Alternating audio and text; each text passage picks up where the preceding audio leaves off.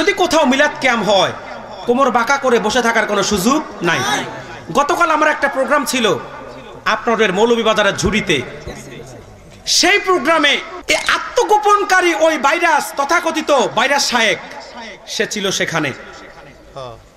4 থেকে 5,000 লোক আমি অদমের সাথে দাঁড়িয়ে কিয়াম করতে পারলো, কিন্তু ওই শায়েকের কোমরে, কেন তো ক্রিকেট খেলে আপনারা ছবি দেখছেন, যারা ইসলামের লেবাস ব্যবহার করে, সাইনবোর্ড ব্যবহার করে, পীর মুরিদির লেবাস ধরে মানুষকে শিরিক শিখায়, কুফর শেখায়, নাচানাচি, ফালাফালি, লাফালাফি, ঢোল তবলা নিয়ে ফালাফালি করে।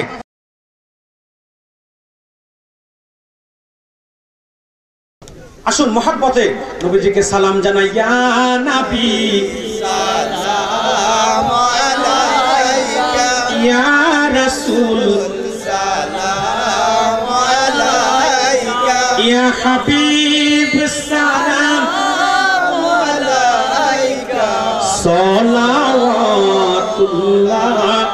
আলাইকা, হাবিবে খুদা হায় আপ জনাবে হুজুর, মোহাব্বতে ওয়াহি হায় আরশে খুদা কি নূর, ইয়া নবী সালাম আলাইকা, ইয়া রাসূল সালাম আলাইকা, ইয়া হাবিব সালাম আলাইকা, সালাওয়াতুল্লাহ আলাইকা, ইয়া সাহিবাল জামাল সাইয়্যিদাল বাশার মিন ওয়াজহিকাল মুনীরি লাকাদ নাওয়ারাল কামার, ইয়া নবী সালাম আলাইকা, ইয়া রাসূল সালাম আলাইকা, ইয়া হাবিব সালাম আলাইকা, সালাওয়াতুল্লাহ আলাইকা, বারাকাল উলা বিকামালিহি কাশাফাদ দুজা বিজামালিহি হাসনাত জামিউ খিসালিহি সাল্লু আলাইহি ওয়া আলিহি আল্লাহুম্মা সাল্লি ওয়া সাল্লিম ওয়া বারিক আলাইহি। সম্মানিত সুধী, আমি এক্ষুনি মুনাজাত করব। তার আগে কাফের মুশরিকদের ব্যাপারে একটু সতর্ক করব আপনাদেরকে। কাফের মুশরিকদের ব্যাপারে আপনাদেরকে সতর্ক করব। এই যে মিলাদ ক্যাম্পটা করলেন, কষ্ট পাইছেন? হ্যাঁ, কলিজা কি ঠান্ডা হয় নাই? এটা নিয়ে বাড়াবাড়ির কিচ্ছু নাই। যার মন চাইবে সে করবে, যার মন চাইবে না সে করবে। এটা মুস্তাব মুস্তাহসান একটা আমল। এটাকে ফরজ ওয়াজিব করে বাড়াবাড়ি করার কোনো সুযোগ নাই। কিন্তু যদি কোথাও মিলাদ ক্যাম্প হয় কোমর বাঁকা করে বসে থাকার কোনো সুযোগ নাই। গতকাল আমার একটা প্রোগ্রাম ছিল আপনাদের মৌলভীবাজারের ঝুড়িতে। সেই প্রোগ্রামে আমি আমার নীতি যেটা, আমার রীতিতে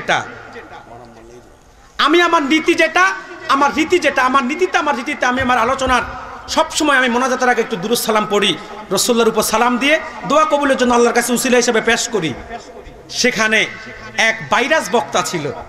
আমি ভাইরাল বলি না, ভাইরাস বলি, ঠিক কিনা বলেন?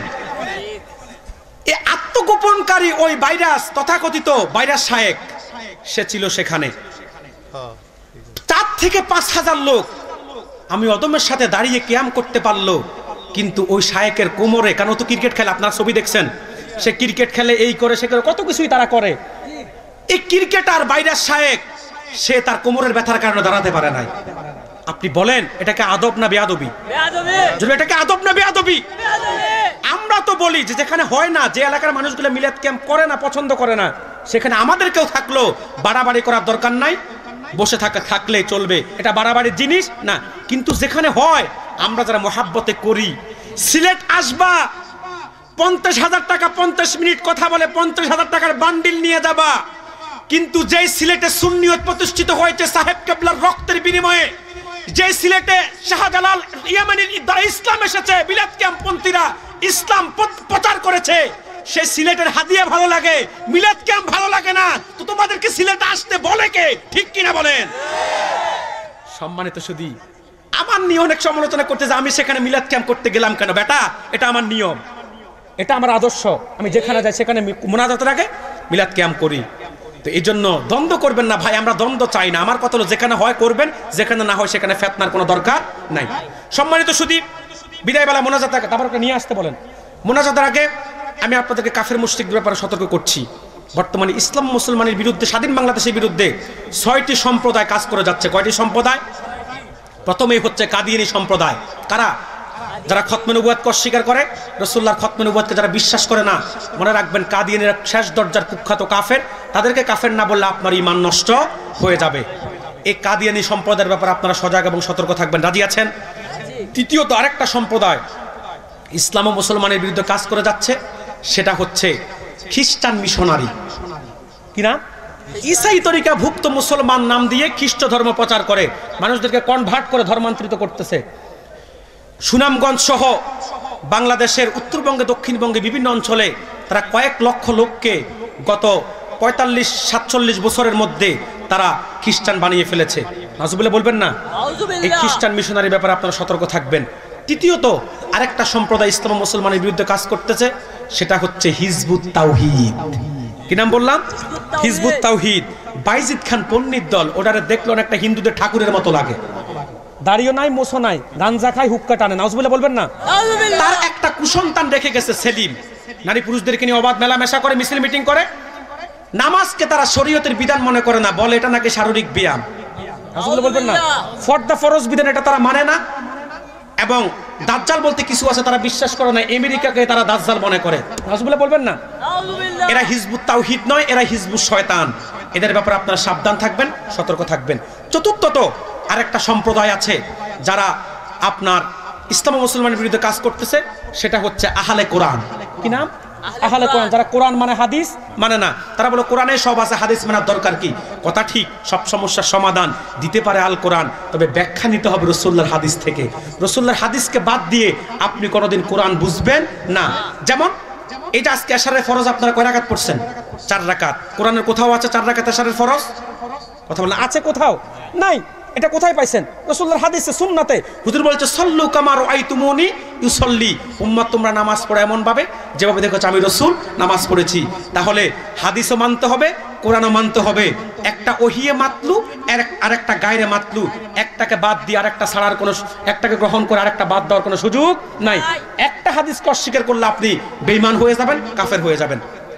পঞ্চম আরেকটা সম্প্রদায় ইসলাম ও মুসলমানের বিরুদ্ধে ষড়যন্ত্র করছে এবং বাংলাদেশের মধ্যে সবচেয়ে বেশি ফিতনা ছড়াচ্ছে, বিভ্রান্তি সৃষ্টি করছে, সেটা হচ্ছে তথাকথিত সহিহ হাদিসের দাবিদার, আহলে হাদিস দাবিদার ভণ্ডলা মাযহাবীরা। ঠিক কিনা বলেন? গত 1 যুগ আগে বাংলাদেশে এত ফিতনা ছিল না, এত ফিতনা 1 যুগ আগে ছিল না। মানুষের মধ্যে মদল মতলিবে সবাই মিলেমিশে থাকতো, কে আলিয়া কে কওমি, কে কোন মতের কিচ্ছু ভাবে বিয়ে ছিল না, সবাই মিলেমিশে সমাজে বসবাস করতো। কিন্তু এই ভণ্ড লামাজেরা প্রতি বছর নতুন নতুন ফতোয়া ডেলিভারি দিয়ে উম্মার মধ্যে ফিতনা সৃষ্টি করতেছে। বর্তমানে তাদের ফিতনা মসজিদ থেকে শুরু করে খাটের বিছানা পর্যন্ত। ঠিক কিনা বলেন? এই লামাযহাবীদের ব্যাপারে সজাগ থাকবেন, সতর্ক থাকবেন। আর ষষ্ঠ আরেকটা সম্প্রদায় ইসলাম ও মুসলমানের বিরুদ্ধে কাজ করতেছে, সেটা হচ্ছে ভণ্ড পীর। কারা?